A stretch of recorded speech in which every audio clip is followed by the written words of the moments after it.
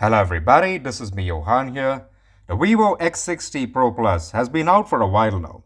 I've been able to get my hands on it now and have used it for over a week.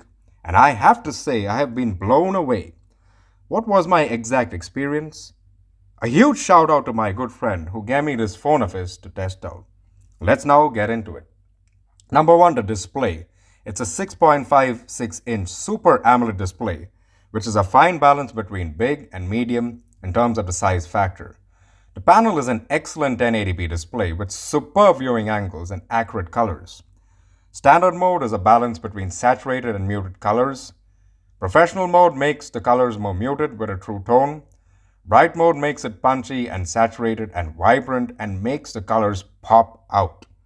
With support for HDR10 Plus and a peak brightness of 1300 nits, the video watching experience was simply fantastic and a delight to the eyes.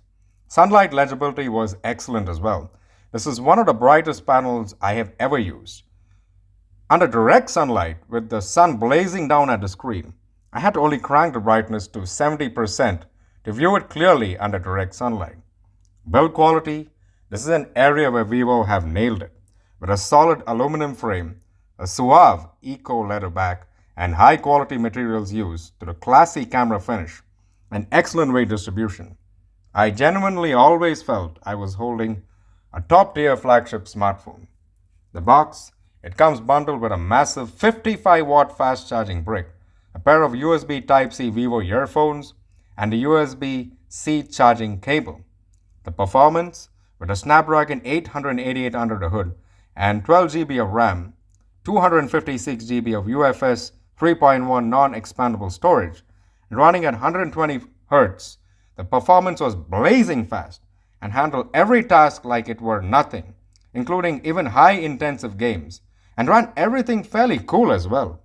I could give 40 to 50 apps running in the background and still nothing could slow it down. It's one of the most powerful smartphones I've tested till date. The in-display fingerprint scanner was very responsive and quick to unlock the phone and very accurate in terms of reliability of inputs. The software version, it's Vivo's FunTouch OS skin on top of Android 11 currently running on the July security patch. This phone will get 3 years of updates going forward. The speaker, the single downward fairing speaker got quite loud, but at the same time I felt the quality of output could have been better, and also stereo speakers would have been more apt considering the price of this phone.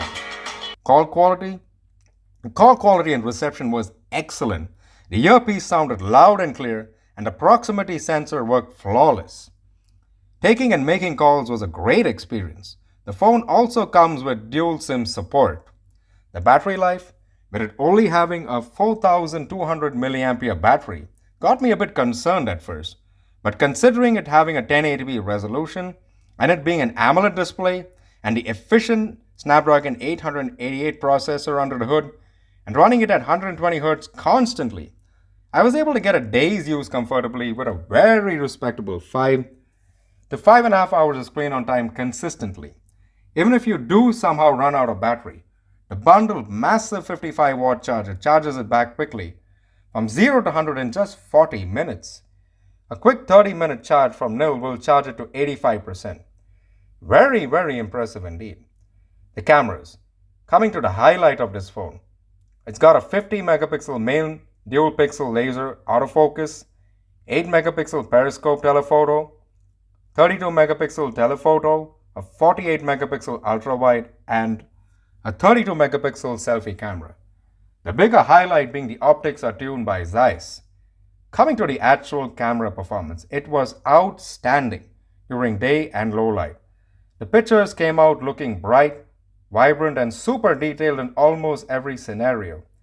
The video quality was also equally impressive.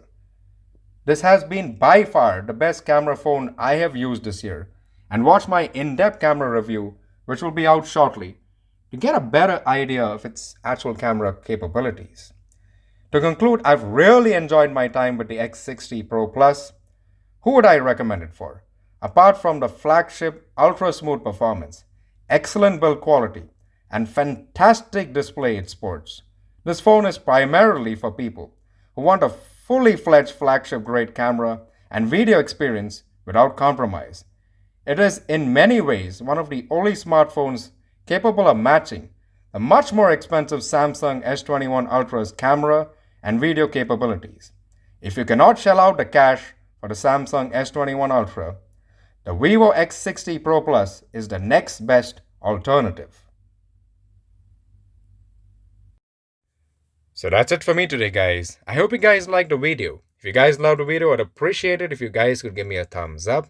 Subscribe to my channel if you haven't already, and do hit the bell icon so that y'all get notified with the latest and greatest videos the second they're uploaded on YouTube by me.